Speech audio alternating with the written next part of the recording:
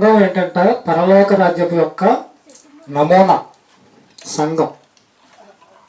తర్వాత పౌలు గారు పాపం చేయలేదు అని మనం రూఢిగా తెలుసుకున్నాం.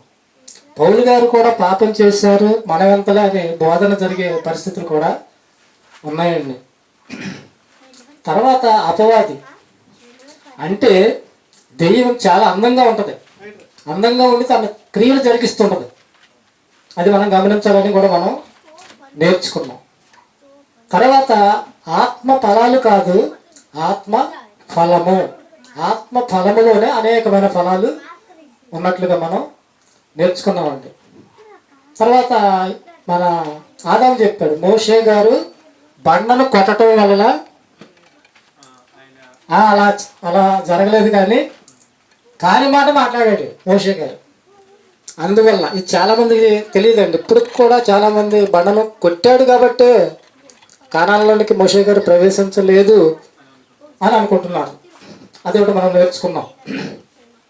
ఇంకొకటి ఏంటంటే పరిశుద్ధాత్ముడు సంఘంలో ఉంటే పరిశుద్ధాత్మ దేవుడు సంఘంలో ఎటువంటి గొడవలు రావు, అంతే కదా అని నేర్చుకున్నాం. పరిశుద్ధాత్మ దేవుడు కుటుంబంలో ఉంటే ఆ కుటుంబంలో కూడా ఐక్యత కలిగి ఉంటారు, గొడవలు ఉండవని కూడా మనం నేర్చుకున్నాం. ఇంకో విషయం కూడా నేర్చుకున్నాం, పరిశుద్ధాత్మ దేవుడు మనలో ఉంటే మనం పాపం చేయడానికి భయపడతామండి. ప్రతి విషయంలో దేవుడు పాపం చేస్తాకి నువ్వు ఆలోచన కలిగి ఉంటే ఒకవేళ తప్పు, నువ్వు దేవుడిని నమ్ముకున్నావు, నువ్వు పాపం చేయకూడదు, నువ్వు నరకానికి పోతావని హెచ్చరించే పరిస్థితి మనలో ఉంటుంది. కాబట్టి పరిశుద్ధాత్మ దేవుడు మనలో ఉంటే మనం పాపం చేయటానికి వెనకడుగు వేస్తాము. తర్వాత సంఘం అనేది ఒక సేఫ్టీ ప్లేస్ అని కూడా మనం నేర్చుకున్నాం. తర్వాత మొన్న ఈ మధ్యన నేర్చుకున్నాం ఏంటంటే మాటను నాలుకను జాగ్రత్తగా వాడుకోవాలి, జీవ మరణములు నాలుక వశము అని కూడా మనం నేర్చుకున్నామండి. ఇక పోతే ఈరోజు నేను ఒక పాఠం చెప్పాలని ఆశపడుతున్నానండి.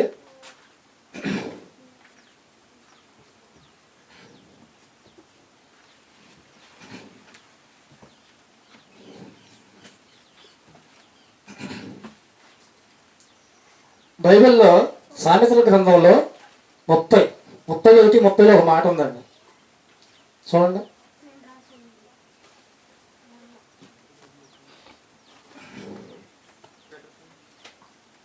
సామెతలు 31:30 అందము మోసకరము, సౌందర్యము వ్యర్థము. దాని ఎంపటి ఏమనుంది, యెహోవా యందు భయభక్తులు కలిగి ఉండట ఉన్న స్త్రీ కొనియాడబడింది. అంటే అందము మోసకరము, సౌందర్యము వ్యర్థము. యెహోవా యందు భయభక్తులు లేకపోతే ఆ అందం మోసకరము, ఆ సౌందర్యము వ్యర్థమండి, అంతే కదా. యెహోవా యందు భయభక్తులు కలిగి ఉంటే అందము సౌందర్యము వ్యర్థం కాదండి. అందం మోసకరమా, సౌందర్యం వ్యర్థమా? ఈ వాక్యం చూసినప్పుడు మనకి ఆలోచన రావాలండి. అంటే అందం దేవుడిచ్చింది కాదంటారా? అందం దేవుడిచ్చిందే కదండి, అందంగా సృష్టించింది దేవుడేగా, స్త్రీనైనా పురుషునైనా. అందంగా ఉంటే తప్పు అంటారా? ఈ మాటను మనం అపార్థం చేసుకోవద్దండి, అర్థం చేసుకోవాలి. ఈ మాటను మనం అర్థం చేసుకొని దాని ప్రకారంగా ఆలోచన చేద్దామండి. నేను చెప్పే పాఠం అపార్థం చేసుకోవద్దు, ఎవరు కూడా అర్థం చేసుకోవాలని నేను కోరుకుంటున్నాను. అందంగా ఉండటం తప్పు కాదండి. నీ అందం నిన్ను మోసపుచ్చేటట్లు ఉండకూడదు, నీ అందం నిన్ను మోసగించేటట్లు ఉండకూడదు, నీ అందం వల్ల ఎదటి వారు కూడా మోసం పడేటట్లుగా ఉండకూడదండి. నీ అందం ఎలా ఉండాలంటే పవిత్రమైనదిగా ఉండాలి. నీ అందం పవిత్రమైనదిగా ఉండాలి. అది ఎలా ఉండాలంటే నీ అంతరంగ స్వభావం, నీ అందానికన్నా ముఖ్యం నీ అంతరంగ స్వభావం అనేది దేవునికి నచ్చాలి. అందంగా ఉన్న స్త్రీకి, సౌందర్యంగా ఉన్న స్త్రీకి మరి ఇటువంటి స్వభావం లేకపోతే అప్పుడు వ్యర్థమైపోతుంది. కొంతమంది స్త్రీలండి ఎక్కువగా అందం కోసం ఎక్కువగా టాయిలెట్ సమయాన్ని గడిపేది స్త్రీలు అనుకోండి, నేనేం తప్పు అంటలేదు. కొంతమంది స్త్రీలు దేవుడు చక్కగా నిర్మిస్తాడు, చక్కని అందం ఇస్తాడు. అందం ఇచ్చినా కూడా ఇంకా ఎక్కువ అందంగా కనిపించాలి, ఇంకా ఎక్కువ మెరుగులు దిద్దుకోవటం, ఇంకా అందంగా కనిపించటం. అవును, నీకు చక్కని అందం ఇచ్చాడు, చక్కని రంగు ఇచ్చాడు, చక్కని జుట్టు ఇచ్చాడు, చక్కని చెక్కిళ్ళు ఇచ్చాడు. మరి అలా ఇచ్చినా కూడా ఇంకా నేను అందంగా కనిపించాలి, అందంగా అదే ఎక్కువ టైం దానికే ఎక్కువ కేటాయించడం అనేది కరెక్ట్ కాదు. ఇలా చేయటం వల్ల, ఇలా ఆలోచించడం వల్ల, అందం కోసమే ఎక్కువగా టాయిలెట్ సామాన్లు, బ్యూటీ పార్లర్లు ఎక్కువగా చేయటం వల్ల నిన్ను సక్రమైన అవయవాలు నిర్మించి ఈ భూమి మీద నిన్ను పంపించిన దేవుణ్ణి అవమానపరిచినట్లు కాదంటారా? అన్నీ ఇచ్చినా కూడా ఇంకా నువ్వేదో తక్కువైపోయింది అన్నట్లుగా మెరుగులు దిద్దుకోవటం అనేది దేవుణ్ణి, నిన్ను సృష్టించిన దేవుణ్ణి అవమానపరిచినట్లే అని చెప్తున్నానండి.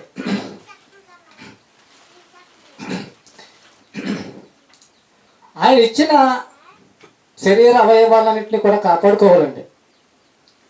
కానీ అందం కోసం ఎంత తాపత్రయపడటం, ఎన్ని చేయటం అనేది బైబిల్ ప్రకారంగా కరెక్ట్ కాదు.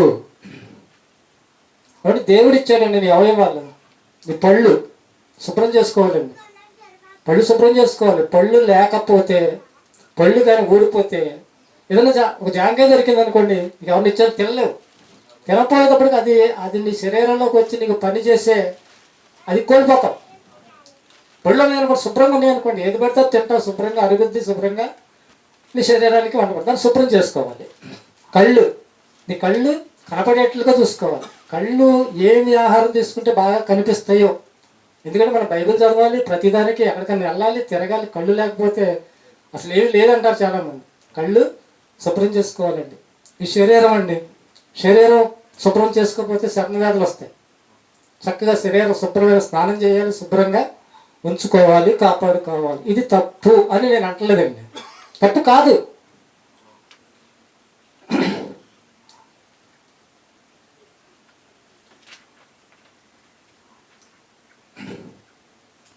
ప్రియమైన దేవుని పిల్లలారా, కొంతమంది స్త్రీలు, అందరూ కాదండి, నేను చెప్పే పాట అపార్థం చేసుకోవద్దు. కొంతమంది స్త్రీలు పుట్టిన కన్నబిడ్డకి పాలు కూడా ఇవ్వటానికి ఇష్టపడరండి.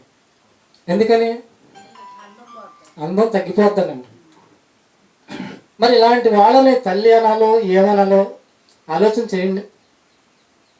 ఈ ప్రకృతిలో దేవుడు సృష్టించిన ప్రతి జీవి కూడా తన పిల్లలకి పాలిచ్చి పెంచుకుంటుందండి. పిల్లలు కనుకోకుండా గుడ్లు పెట్టే ఆహారం తెచ్చి పోషించుకుంటాయండి. ఒక విషయం చెప్తానండి, ఈ ప్రకృతిలో అనేక రకాల జీవరాశులు ఉన్నాయి. ప్రతిదీ కూడా పాలిచ్చి పిల్లలు పెంచితే కొన్ని ఆహారం తెచ్చి తన పిల్లల్ని పోషించుకునేవి కొన్ని అండి. సాధారణంగా గుడ్లు పెట్టి పిల్లల్ని చేసేవి పాలు ఇవ్వండి. ఎక్కువ అసలు లేకుండా అని చెప్పలేము, ఉంటే ఉండొచ్చు. పిల్లల్ని పెట్టేవి మాత్రం ఖచ్చితంగా పాలు ఇచ్చి పెంచుకుంటాయి. అంటే తల్లి బిడ్డకు, పిల్లకు పాలు ఇచ్చి పెంచడం అనేది దేవుడు పెట్టిన సిస్టం అండి. దేవుడు పెట్టిన సిస్టం. ఈ సిస్టాన్ని తప్పేది కేవలం మనుషుల్లో కొందరు మాత్రమే. అనుభవంతో చెప్తున్న ఒక మాట ఏనండి, మన పెంచుకునే గేదె అండి, ఆ గేదె కానీ ఈనప్పుడు అండి, మురిపాలు అంటారు తెలుసు కదా, మనం జున్నుపాలు తీసుకుంటాం. ఆ జున్నుపాలు, ఆ మురిపాలు మనం తీసుకోకుండా ముందే దూడకి త్రాగిస్తే ఆ దూడ ఆరోగ్యంగా ఉంటుంది. అనారోగ్యం కలిగినప్పుడు కూడా అది తట్టుకొని నిలబడుతుంది. అది అలా చనిపోవడం అనేది చాలా చాలా చాలా అరుదండి, అలా పాలు తాగిన దూడలు. కేవలం అందం కోసమే, అందంగా ఉండటం కోసమే ఇన్ని రంగులు పూసుకోవలసిన అవసరం లేదు. దేవుడు ఇచ్చిన సహజ సిద్ధమైన అందం మాత్రం ఒకటి ఉంటుందండి మనిషికి, అది చాలండి. ప్రియమైన దేవుని పిల్లలారా, యోగు గ్రంథం చూడండి. అందంగా ఉండడం తప్పు కాదు. యోగు గ్రంథం 42:15.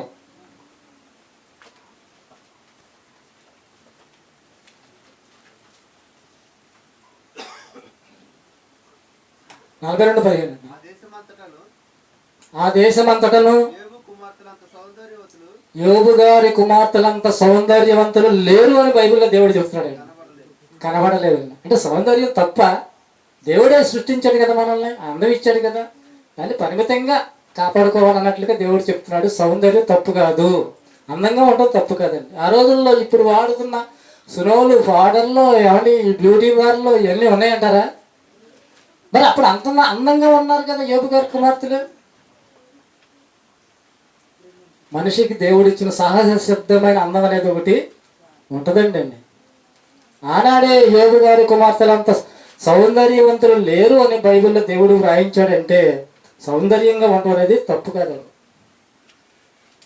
కొంతమంది స్త్రీలు తల్లులు తన కుమార్తెలకు పెళ్ళైపోయిన తర్వాత మనవాళ్ళు పుట్టేసేసి ఆ మనవాళ్ళు కూడా పెద్దవాళ్ళు అవుతున్న సమయంలో కూడా ఇంకా అందంగా కనిపించాలని కొంతమంది ఆశ కలిగి ఉన్న స్త్రీలు కూడా చాలామంది ఉన్నారండి.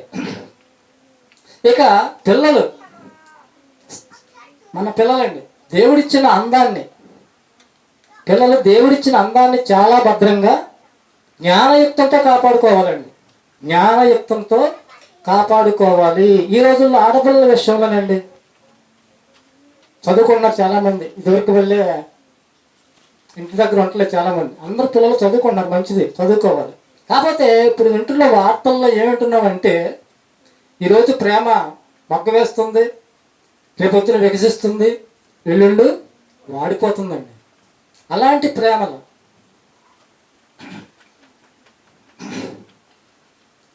అందుకనే అలాంటి పరిస్థితులు మరి ఆడపిల్లలు ఎదుర్కోవాలంటే వాడికి దేవుడి జ్ఞానం ఎంతైనా అవసరం.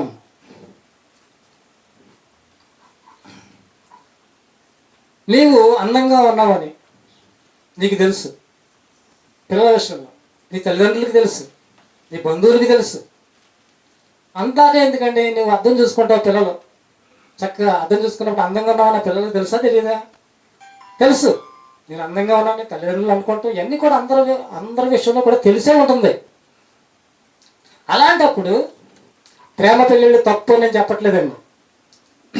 ఆ ప్రేమ పవిత్రమైనదిగా ఉండాలి, ఆ ప్రేమ నిలబడాలి, అంగీకారం తీసుకోవాలి.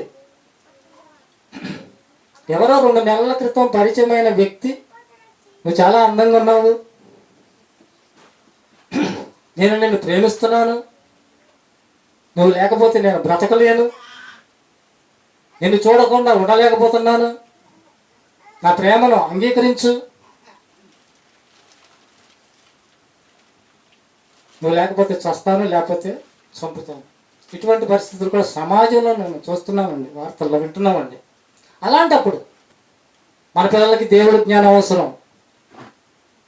తల్లి పిల్లలకు పెంచే విషయంలో ప్రతి సందర్భంలో కూడా ఏ వయసులో చెప్పవలసిన జాగ్రత్తలు ఆ వయసులో చెప్పుకుంటూ వాళ్ళని కాపాడుకోవాలండి. పిల్లల్ని కాపాడుకోవాలి. అటువంటిప్పుడు పిల్లలకు కూడా కనీసమైన దేవుడి జ్ఞానం మనం నేర్పగలిగితే నీ ఫేవరెట్ హీరోలైన నీ తల్లి తండ్రి వాళ్ళ ప్రేమ నీకు గుర్తుకు రావట్లేదా? నీ మీద ఎన్నో ఆశలు పెట్టుకొని నీ కోసం బ్రతుకంత త్యాగం చేసి కష్టాన్ని వెచ్చించి నిన్ను అంత భద్రంగా కాపాడుకుంటూ చదివించుకుంటూ వస్తే ఇటువంటి ఆలోచన పిల్లల్లో మనం పెంపొందించాలండి. ప్రతి విషయంలో పిల్లల విషయంలో చాలా చాలా చాలా జాగ్రత్తగా ఉండాలి. పిల్లల విషయంలో తల్లి తండ్రికి మించి వాళ్ళ బాగోగుల గురించి ఎక్కువగా ఆలోచించే వాళ్ళు ఎవరు కూడా ఉండరండి. అది ఆడపిల్లలు గ్రహించాలి. అలా గుర్తులో ఉంచుకోకుండా ఎవడో ఏదో నిన్న కలిసి మొన్న ప్రేమించి ఇవాళ నిన్ను గొప్పదానము అందగత్వం అన్నప్పుడు కూడా కనీసమైన జ్ఞానం లేకుండా ఏదైనా తప్పటడుగు వేస్తే ఆ సౌందర్యం అర్థమైపోతుంది.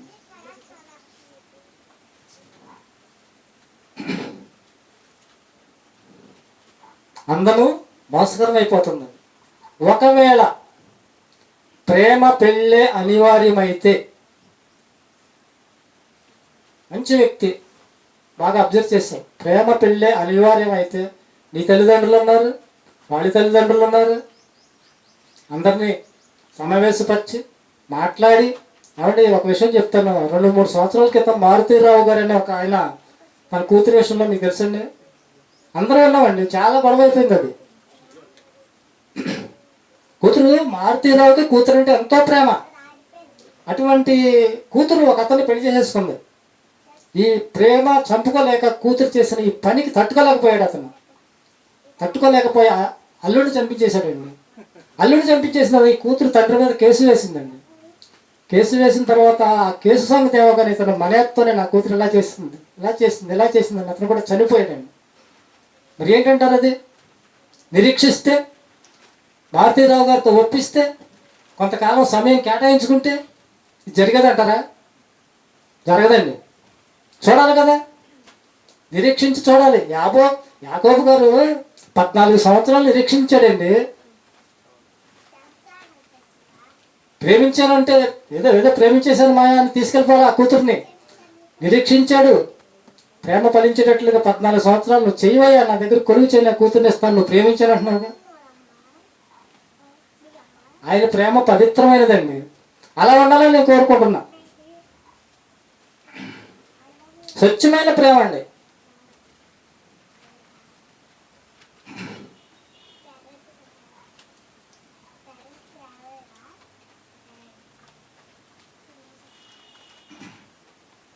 ప్రియమైన దేవుని పిల్లరా, ఇంకా చూద్దాం. తల్లులు పిల్లల విషయంలో ఎన్నో జాగ్రత్తలు, ఎన్నో దేవుని మాటలు, ఏ వయసులో చెప్పవలసిన మాటలు, చిన్న వయసులో చెప్పవలసిన జాగ్రత్తలు, చిన్న వయసులో ఎదిగే కొద్దికి వాళ్ళకి చెప్పవలసిన దేవుని సంబంధమైన జాగ్రత్తమైన మాటలు చెప్పుకుంటూ వాళ్ళని పెంచుకోవాలి ప్రియులారా. ఇంకొక విషయం ఏంటంటే తల్లి తండ్రి ప్రవర్తన. తల్లి తండ్రి ప్రవర్తన మన పిల్లలు చూస్తున్నారు కాబట్టి ప్రత్యేకంగా చెప్పవసరం లేదు. దీనికి వాళ్ళ ప్రవర్తన చూసి నీ పిల్లలకి మంచి నడవడి వచ్చేటట్లుగా మనం నేర్పించగలం. అంతే కదా. భార్యాభర్తలు ఎలా ఉంటున్నారు ఇంట్లో, అమ్మ నాన్న వాళ్ళు చూస్తున్నారు కదా. వాళ్ళని చూసినప్పుడల్లా మా తల్లిదండ్రులు ఎంత అన్యోన్యంగా ఉంటున్నారు, ఎంత ఇదిగా ఉంటున్నారు, కొట్టుకోవట్లేదు, తిట్టుకోవట్లేదు, ఇవన్నీ కూడా వాళ్ళ కంటికి కనిపించకూడదండి. అంతా మన ప్రవర్తన బాగుంటే వాళ్ళు మంచిగా పెరగటానికి అవకాశం ఉంటుందండి. ప్రియమైన దేవుని పిల్లలారా, నేను చదువుతున్న రోజుల్లో కొన్ని మంచి మాటలు విన్నామండి. ఏంటి ఆ మాటలు అంటే, సైన్యము చెదిరిన సైన్యనాథుని తప్పు, తనయుండు దుష్టుడైన తండ్రి తప్పు, కూతురు చెడుగైన మాత తప్పు. అంటే కూతురు విషయంలో, పెంపకం విషయంలో ఖచ్చితంగా తల్లిది ఎక్కువ బాధ్యతగా వహించవలసిన బాధ్యత ఎంతైనా ఉండాలి. వివాహమైన తర్వాత అండి, ఒక స్త్రీకి వివాహమైన తర్వాత ఎన్ని బాధ్యతలు ఉంటాయో ఆలోచించండి. బాధ్యతలు పెరుగుతాయా పెరగవా? అంతకు మొంగలా ఉన్న వాటికన్నా వివాహం జరిగిన తర్వాత బాధ్యతలు పెరుగుతాయి.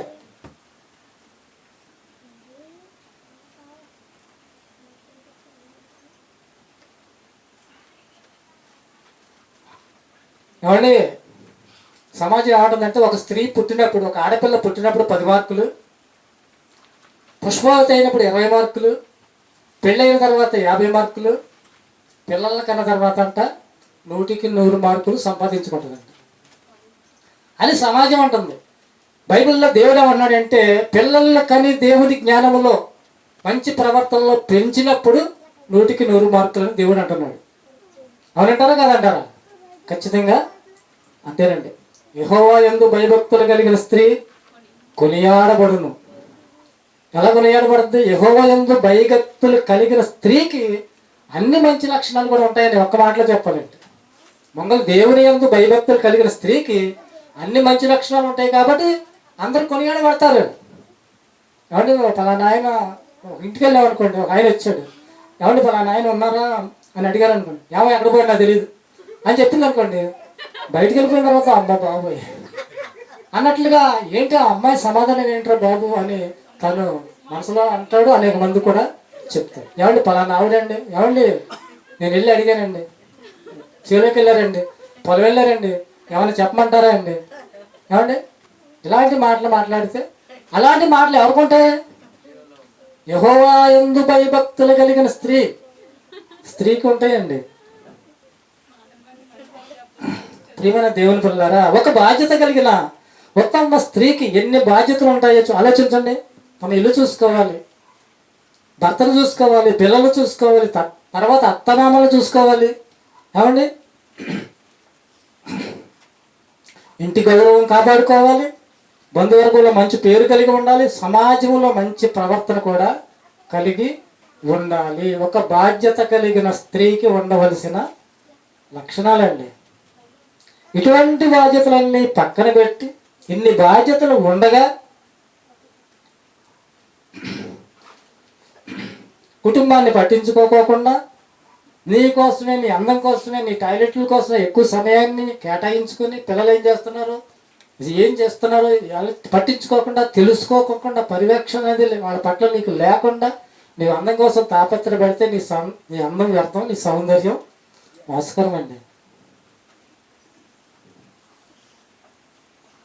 అలాగే ఒక పురుషుడు, ఒక యవనస్తుడు కేవలం ఒక స్త్రీని, ఒక భాగస్వామిని ఎన్నుకునేటప్పుడు ఆమె అందం సౌందర్యం చూసి మాత్రం పెళ్లి చేసుకోవడం అనేది కరెక్ట్ కాదండి. ఆవిడ క్యారెక్టర్ చూసుకోవాలి, ఆవిడ మంచి మనసు చూసుకోవాలి. ఇటువంటివి అన్నీ కలిపి అందం కూడా ఉందనుకోండి, సంతోషం బాగానే ఉంటుంది. మరి నువ్వు పెళ్లి చేసుకున్న తర్వాత అటువంటి మంచి మనసు కానీ, అటువంటి క్యారెక్టర్ లేకపోయినా, దేవుని యందు భయభక్తులు కలిగి ఉండకపోయినా, మంచి గుణ లక్షణాలు లేకపోయినా, ఆ నీ అందం అతని దృష్టికి వ్యర్థమైపోతుంది ప్రియులారా. ఆ స్త్రీ అందము మోసకరము, సౌందర్యము వ్యర్థము. కాబట్టి యాకోబు గారి సందర్భం చూడండి ఒకసారి. యాకోబు గారి సందర్భం, రాహేలు గారిని పెళ్లి చేసుకున్నాడు, ప్రేమించి పెళ్లి చేసుకున్నాడు. రాహేలు గారినే కదా ప్రేమించి పెళ్లి చేసుకున్నాడు రాహేలు గారిని. అంతకుముందు ఎవరు చేసుకున్నాడు? వాళ్ళ అక్కని చేసుకున్నారు, లేయని చేసుకున్నారు. కానీ దేవుడు పిల్లలు ఎవరికి ఇచ్చారు? లేయకి ఇచ్చారు. ఆదికాండము 30వ అధ్యాయము 1-2 వచనాలు. రాహేలు తాను యాకోబునకు పిల్లలను కనకపోవట చూచి తన అక్క యందు అసూయ వచ్చేసిందండి రాహేలు గారికి. అక్కకి పిల్లలు పుట్టేశారు, గర్భఫలాన్ని దేవుడు ఇచ్చేశారు. అసూయపడి ఏమంటుంది? ఏమంటుంది యాకోబు గారితో? నాకు గర్భఫలము నిమ్ము, లేని ఎడల నేను చచ్చేదను, నేను చచ్చిపోతాను. నాకు గర్భఫలం ఆల్రెడీ వాళ్ళ అక్కయ్య గారికి పుట్టేశారు, నాకు పిల్లలు లేరు. తర్వాత యాకోబు కోపం అంటండి. యాకోబుని యాకోబు గారు ప్రేమించి పెళ్లి చేసుకున్నప్పుడు ఇప్పుడు కోపం వచ్చేసింది. ఏమైపోయింది ప్రేమ? యాకోబు కోపము రాహేలు మీద రగులుకొనగా. ఎందుకు రగులుకొంది? పద్దాకా పిల్లలు మా అక్కకు పుట్టేశారు, నాకు పిల్లలు లేరు, నాకు పిల్లలు లేరు. ఏమండి ఎంత అందగత్తేనా ఆవిడకి ఈ లోటు అనేది చాలా బాధగా ఉంది ఆవిడకి. ఆవిడ జీవితంలో సంతోషం లేదు. ఆవిడ అందంగా ఉన్నా అదే ఆయన్ని పక్కన పెట్టేసింది. నాకు పిల్లలు కావాలి, పిల్లలు లేరు, రోజు గొడవే భర్తతో. ఎంత అమాయకంగా మాట్లాడింది చూడండి ఆవిడ. అప్పుడు యాకోబు గారే ఉన్నారు చూడండి, జ్ఞానవంతమైన మాట. నేను నీకు గర్భఫలము ఇయ్యకపోయిన దేవునికి ప్రతిగా ఉన్నానా అన్నాడు. ఎంత మంచి మాట అండి. దీన్ని బట్టి మనకి ఏమర్థం అవుతుంది? గర్భఫలము దేవుడే ఇవ్వాలని చెబుతాడు ఆయనకి, ఆవిడికి. శ్రేష్టమైనది ఏదైనా కూడా దేవుడే ఇవ్వాలి. గర్భఫలం నాకు పిల్లలు లేరు అన్నావు, నేను దేవుడికి ప్రతిగా ఉన్నానా? దేవుడు ఇవ్వాలి, ఇవ్వందే మనం ఏమి చేయలేము అన్నట్లుగా మనకి అర్థమవుతుందండి. అంటే ఇక్కడ రాహేలు గారు ఆలోచించండి, గర్భం ఫలం లేకపోతే రాహేలు అందం సౌందర్యం ఆవిడ దృష్టికి ప్రస్తుతానికి ఇప్పుడు వాటి వల్ల ఉపయోగం లేదండి. వాటి వల్ల ఉపయోగం లేదన్నట్టుగా ఆవిడ బాధపడిపోతుంది. పిల్లలు లేకపోతే అందం ఉన్నా, గర్భఫలం లేకపోతే అందం ఉన్నా, సౌందర్యమైన వ్యర్థం అన్నట్లుగా ఆవిడ జీవితంలో ఆ సిచ్యువేషన్ బట్టి మనకి అర్థమవుతుందండి. పిల్లల్ని కనడం మన చేతుల్లో లేదండి, కనేయడం అనేది మన చేతుల్లో లేదు. ఎవరు ఇవ్వాలి? దేవుడే ఇవ్వాలి. చాలామంది మన చేతుల్లో ఉందనుకుంటున్నారు. టీవీలో ఒక యాడ్ వస్తుంది, మీరు చూసారా? ఏంటంటే అది, పెళ్ళి లేట్ చేసావు, గుడ్ న్యూస్ అయినా త్వరగా చెప్పు. వాళ్ళ అబ్బాయికి పెళ్లి లేట్ అయిందంట. కోడలతో అంటుంది అత్తగారు. గుడ్ న్యూస్ ఏంటి? పిల్లలు. ఆయన గారు అంటారు, అమ్మా మా ఇద్దరి మధ్య మంచి అండర్స్టాండింగ్ రావాలి కదా, గుడ్ న్యూస్ చెప్తా కూడా సమయం పడుతుంది అంటాడు. సమాజం ఎవరికి ఉంటుందండి? పిల్లలు మనం ఇష్టం వచ్చినప్పుడు కనేయచ్చు. గర్భఫలాలు అనేవి దేవుడిచ్చే బహుమానాలండి.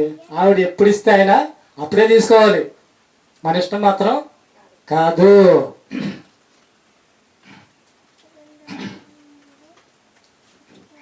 దీనికి ఇంకో విషయం చెప్తాను చూడండి. ఈ రోజుల్లో చదువులని ఉద్యోగాలని ఏమండి 30 కాడి నుంచి 35, 40, 45 సంవత్సరాలు కూడా పెళ్ళిళ్ళు జరిగే పురుషులు ఉన్నారండి, చేసుకుంటున్న వాళ్ళు ఉన్నారు. 40, 45 సంవత్సరాలకి వీళ్ళు పెళ్ళిళ్ళు చేసుకొని వీళ్ళిద్దరి మధ్యన అండర్స్టాండింగ్ రావడానికి మళ్ళీ ఒక 5-6 సంవత్సరాలు వెయిట్ చేస్తే, ఒకవేళ దేవుడు 50 సంవత్సరాలకి పిల్లల్ని ఇస్తే ఏమండి ఆ పిల్లలకి తాతయ్య అమ్మమ్మ వాళ్ళు ఉంటారు కదా, నాకు మళ్ళీ వాళ్ళు చెప్పే వాళ్ళు ముసలి వయసు అయిపోద్ది అప్పటికి, వాళ్ళు అనుభవపూర్వకంగా చెప్పే ఎన్నో విలువైన జాగ్రత్తతో కూడిన మాటలు మిస్ అయిపోతారండి. అందుకనే దేవుడు బైబిల్లో ఎవరు రాయించాడంటే, యవ్వన కాలమందు పుట్టిన కుమారులు బలవంతుని చేతిలో బాణములు వంటి వారు అన్నాడండి. ఒక పని అయిపోద్దండి, పిల్లలు కదేయాలండి, పెళ్ళి అవ్వగానే పిల్లలు పుట్టేయాలి అంతే. ముసలి అయితే వాళ్ళు ఏం పెంచుతారండి? అబ్రహాం గారికి 100 సంవత్సరాలు, అది దేవుని ప్రణాళిక. మనం మాత్రం కామన్గా మన పిల్లలకి పెళ్ళయ్యాక దేవుడు అనుగ్రహిస్తే 2-3 సంవత్సరాల పిల్లలు కనేసి ఆ పని పూర్తి చేసేసి చక్రంగా దేవుని జ్ఞానంలో పెంచాలి. అది కరెక్ట్ అని నేను ఆలోచన కలిగి ఉన్నాను.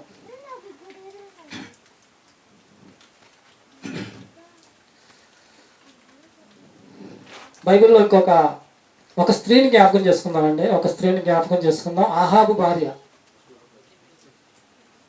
ఆహాబు గారి భార్య ఎవరు? యెజబెల్. ఈ స్త్రీ అందగత్త సౌందర్యవంతరాల అన్నది బైబిల్ ఎక్కడ కూడా ఈవిడ అందం గురించి మాత్రం రాయబడల. కానీ ఈమెకు దేవుని భయం లేదు, పాపభీతి లేదు, కటిక దుర్మార్గురాలు. ఎలా చెప్తున్నానంటేనండి, ఆహాబే కొంచెం మెరుగామనుకున్నా నేను. ఎలాగంటే, నాబోతు నా ద్రాక్ష తోట నీకు విక్రయించను అని అన్నప్పుడు, నేను రాజుని కదా నేనే లాగేసుకుంటాను, నువ్వు ఇచ్చేది అంటే అనలేకపోయాడు. కానీ భార్య ఎంత సాహసం చేసిందో మనందరికీ తెలుసు కదా. ఎంత సాహసం! ఒక స్త్రీ అండి. మరి ఇటువంటి స్త్రీకి అందం సౌందర్యం ఉంటే అది వ్యర్థం కదా, ఇది మోసకరం కదా. ఇవి సాగు ఎలా జరిగిందో చూసారా? ఇవి మరణం.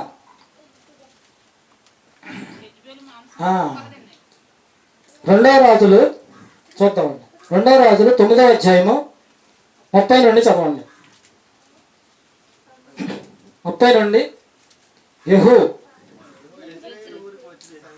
యెజ్రెయేలు ఊరికి వచ్చిన సంగతి యెజబెలునకు వినబడెను గనుక ఆమె తన ముఖమునకు రంగు పూసుకొని శిరోభూషణములు ధరించుకొని, ఆగండి, ముఖమునకు భర్త చనిపోయేటప్పుడు ముఖముకు రంగు పూసుకొని శిరోభూషణములు ధరించుకొని కిటికీ గుండా కనిపెట్టి చూచుతుండగా యెహూ గుమ్మము ద్వారా ప్రవేశించెను. ఆమె అతనిని చూచి, నీ యజమానుని చంపిన వాడా, జిమ్రీ వంటి వాడా, నీవు సమాధానముగా వచ్చుచున్నావా అని అడుగగా, అతడు తల ఎత్తి కిటికీ తట్టు చూచి, నా పక్షమందున్న వారు ఎవరని అడుగగా 2-3 పరిచారకులు పైనుండి తొంగి చూసిరి. దీనిని కింద పడదోయుడి అని అతడు చెప్పగా, వారు దానిని కిందన పడదోసినందున దాని రక్తము కొంత గోడ మీదను గుర్రముల మీదను చిందెను, మరియు అతడు గుర్రముల చేత అతడు దానిని త్రొక్కించను. ఇంకా చదవండి. అతడు లోపల ప్రవేశించి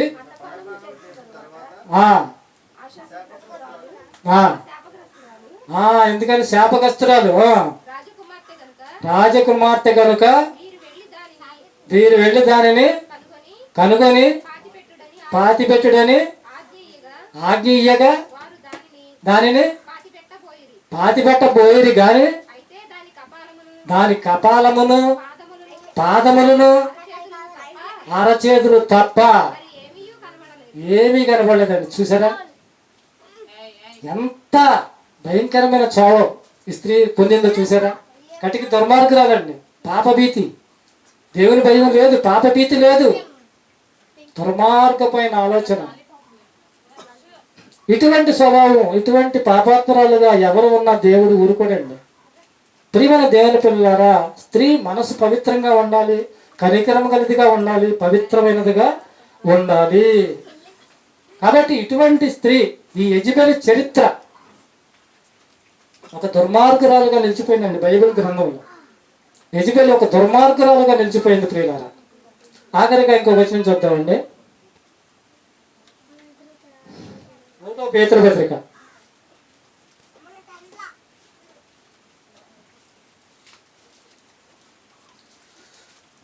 1 పేతురు పత్రిక 3వ అధ్యాయం 1 నుంచి అండి. అటువలే స్త్రీలారా, అటువలే స్త్రీలారా, మీ స్వపురుషులకు, మీ భర్తలకు లోబడి ఉండుడి. అందువలన వారిలో ఎవరైనాను వాక్యమునకు అవిధేయులైతే వారి భయముతో కూడిన మీ పవిత్ర ప్రవర్తన చూచి వాక్యము లేకుండానే తమ భార్యల నడవడి వలన వారిని రాబట్టవచ్చును. భార్యలు, స్త్రీలు నమ్ముకున్నారండి, భార్య నమ్ముకుంది దేవుణ్ణి. సంఘంలోకి వచ్చి కొన్ని జ్ఞానమైన మాటలు వింటుంది, నేర్చుకుంటుంది, బాగుంది. భర్త దుర్మార్గుడేం కాదు, కాకపోతే దేవుడిని తెలుసుకోవాలి.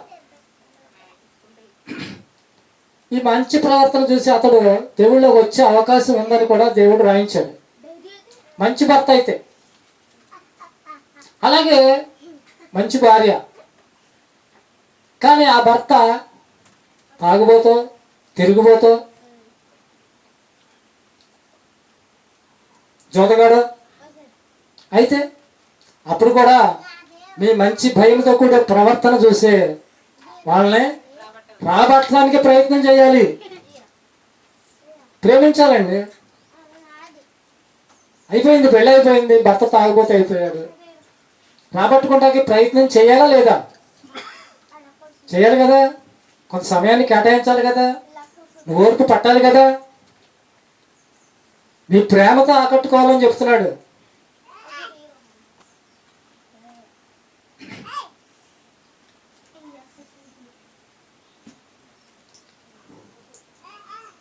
మీ భయముతో కూడిన మీ పవిత్ర ప్రవర్తన చూసి వాక్యము లేకుండానే తమ భర్తలను నడవడి తమ భార్యల నడవడి వల్ల వాళ్ళు ఒకవేళ వస్తారేమో. తాగిపోతాడండి ఆయన, ఏదో కాని పని చేసి వచ్చాడు. ఈవిడి కళ వచ్చిన తర్వాత కాని మాట మాట్లాడి ఆయన ఒక మాట, ఈయన ఒక మాట, ఆయన ఒక మాట, ఈయన ఒక మాట అంటే అతడు ఎప్పటికీ మారడండి. ఇంట్లో ఇంకా గొడవలు పెరుగుతాయి తప్ప, ఏదో అనర్థం జరిగిపోతుంది తప్ప అతను మాత్రం మారడు. ఈ భార్యల ప్రవర్తన భయముతో కూడిన ప్రవర్తన అన్నది ఇక్కడ. ఈ ప్రవర్తన బాగా భయంగా, భర్త అంటే గౌరవంగా. తాగొచ్చారండి, సరే నేను స్నానం చేపిస్తాను, ఏమంటే ఇటువంటి మాటలు కూడా లోబడిపోతారండి కొంతమంది. ఇక్కడ టెక్నిక్ అనేది భార్య తెలుసుకోవాలి అని దేవుడు చెప్తున్నాడు. మీ ప్రేమతో వాళ్ళ బానిసలు, మీ ప్రేమతో మీ ప్రేమకు బానిసలుగా చేసుకోమంటున్నాడు, మీకు కదండి. భార్యలు బానిసలుగా చేసుకోకూడదు భర్తల్ని, ప్రేమకు. అంటే భర్త భార్యకి ఏమవుతాడు? శిరస్సు. సంఘానికి శిరస్సు క్రీస్తు. ఎలాగో మీ భర్తను అవమానపరిస్తే మిమ్మల్ని మీరు అవమానపరుచుకున్నట్లే. సాధ్యమైనంత వరకు ప్రయత్నం చేయండి మీ మంచి ప్రవర్తన వల్ల, మీ భయముతో కూడిన ప్రవర్తన. అంతేగాని రాగానే అగ్గి మీద గుగ్గిలాగా చెరువు మాట మాట్లాడి పిల్లల ముందు గొడవలు పడితే సర్వనాశనానికి వెళ్ళిపోయే పరిస్థితులు భవిష్యత్తులో చూస్తారండి. అలాంటి పరిస్థితి మీకు ఉండకూడదు. మీరు దేవుడిని నమ్ముకున్నారు, అతను నమ్ముకోలేదు. మీ ప్రవర్తన వాళ్ళ మొంగలు కనిపించాలి కదా, మీ ప్రవర్తన వాళ్ళకు చూపించాలి, నిరీక్షించాలి, ఓపిక పట్టాలి, ప్రార్థించాలి. ఇవన్నీ కూడా చెప్తున్నాడండి దేవుడు. ఇంకా ఇంకోటి మూడో వచనం, జడలు అల్లుకుని. జడలు అల్లుకోవట్లేదండి మనందరం, అల్లుకుంటున్నారా? విపరీతంగా అల్లుకోకూడదు. బంగారం లాగలు ఏమండి, ఇక్కడికి వచ్చిన స్త్రీలు ఒక తాడు వేసుకుంటారు, జోడు వేసుకుంటారు, ఇంకేమైనా చిన్న చిన్నవి పెట్టుకుంటారు. కామను వస్త్రములు, వస్త్రం ధరించుకుంటున్నాం, మనం అందరం ధరించుకుంటున్నాం మితమైన వస్త్రాలు. జడలు అల్లుకునేటివి చూద్దాం. బంగారు నగలు పెట్టుకున్నటియు, వస్త్రం, ఈ మూడు కూడా కామన్గా మనం అందరం చేసుకుంటున్నాం. అంటే ఎలా ఉండాలి? ఏదో సింపుల్గా. మగవాళ్ళు అయితే ఏమైతే ఉంగరం పెట్టుకుంటాడు, లేదా 2 ఉంగరాలు పెట్టుకుంటారు. ఆడవాళ్ళు అయితే ఒక 4 తాడు, ఆ తాడికి పోతే ఈ తాడు పెట్టుకుంటారు. అంతేగాని ఒక 20 కాసులు 25 కాసులు వడ్డానం చుట్టుకొని, చేతికి 60 పెట్టుకొని, పాపిట్లో పాపిడి వేళ్ళు పెట్టుకొని, 4-5 ఉంగరాలు పెట్టుకొని ఏ స్త్రీ అన్న ప్రార్థనకు వస్తే ఎలా ఉంటుందండి? అసహ్యంగా ఉంటుందండి. ఒకవేళ ఉంటే పెట్టుకునే చోట పెట్టుకోవాలి, కానీ ఇక్కడ పెట్టుకోకూడదు. ఇక్కడ పవిత్రంగా కనబడాలి దేవునికి. మనల్ని మనం అందరూ నియంగా చూసేటట్లు కూడా చేయకూడదు. మనం దేవుడి సన్నిధికి వచ్చాం, మన ప్రవర్తన జాగ్రత్తగా చూసుకోవాలి. జడలు అల్లుకొనటయు, బంగారు నగలు పెట్టుకొనటయు, వస్త్రములు ధరించుకొనటయు, వెలుపటి అలంకారము మీకు అలంకారముగా ఉండక. ఈ అలంకారం అసలు అలంకారమే కాదు మీ దృష్టికి అన్నట్లుగా. మరి ఎటువంటి అలంకారం ఉండాలి చూడండి. సాధువైనట్టు, మృదువైనట్టునైనా అక్షయ అలంకారము గల మీ హృదయపు అంతరంగపు స్వభావం అండి. అంతరంగ స్వభావం బాగుండాలంటే హృదయంలో ఉన్న అంతరంగ స్వభావం దేవునికి నచ్చేటట్లుగా ఉండాలి. అదండి క్రైస్తవులు దేవుడిని నమ్ముకున్న స్త్రీలకు చెప్తున్నా మంచి మాటలండి. మీ అంతరంగ స్వభావం బాగుండాలి. మీ అంతరంగం కల్మషం ఉండకూడదు. మీరు నగలు పెట్టుకున్నా పెట్టుకుపోయినా అటు పక్కన పెట్టేయండి.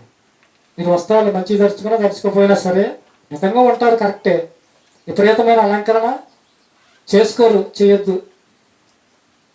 మీ అంతరంగ స్వభావము మీకు అలంకారం. అసలు మీ అంతరంగ స్వభావమే మీకు అలంకారం అంటున్నాడు ఇక్కడ. మీ అంతరంగ స్వభావం అలంకారం ఎవరికి కనబడుతుంది?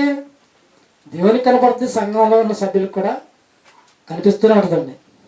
అలాంటి గుణగణాలు ఉన్న స్త్రీలు, అంతరంగ స్వభావం బాగున్న స్త్రీలు అందం ఉన్నా సౌందర్యం ఉన్నా వ్యర్థం కానే కాదండి. బైబిల్లో ఒక మాట ఏమన్నాడు? అందము మోసకరము, సౌందర్యం వ్యర్థము. అక్కడితో ఆగిపోతే దేవుడు బాబు పెట్టా అందనుకుంటా. అందంగా పుట్టించి దేవుడే, కానీ అందానికి మించిన పై మెరుగుల కోసం ఎక్కువ సమయాన్ని కేటాయించడం, ఏయో ప్రోడక్ట్లు వాడటం, బ్యూటీ పార్లర్. అంటే మన పల్లెటూరు పరంగా ఎవరు చేయలేదండి. చాలామంది అండి ఉన్న అందాన్ని ఇంకా డెవలప్ చేసుకోవాలని కొన్ని విపరీతమైన కార్యాలు కూడా జరుగుతుంటాయి. అక్కడ ఉన్న అందం కూడా పోతుంది ఒకసారి. అటువంటి పరిస్థితుల్లో మీరు వెళ్ళొద్దు. సహజ సిద్ధమైన అందం నీకు ఉంది, నేను ఇచ్చాను, దాన్ని కాపాడుకో, జాగ్రత్తగా ఉండు.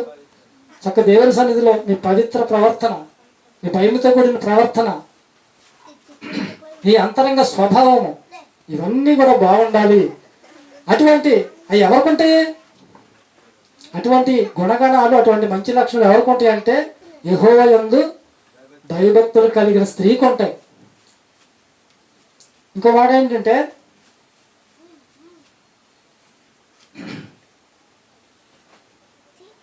సామెతల గ్రంథంలో చూడండి, అవి లేకుండా అలా కాకుండా 11:22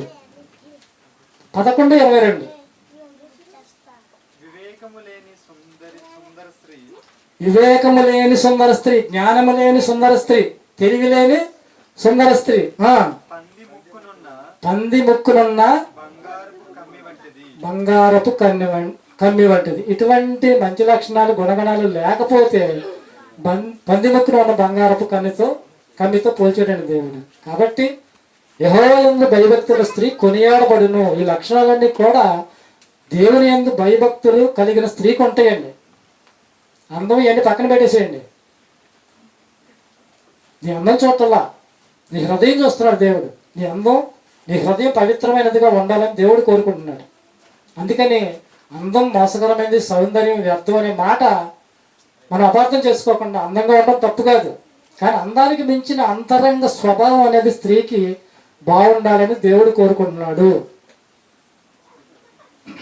ప్రార్థన చేసుకుందాం. మహాపరిశుద్ధుడైన తండ్రి, నీకు వందనాలు, స్తోత్రాలు నాయన.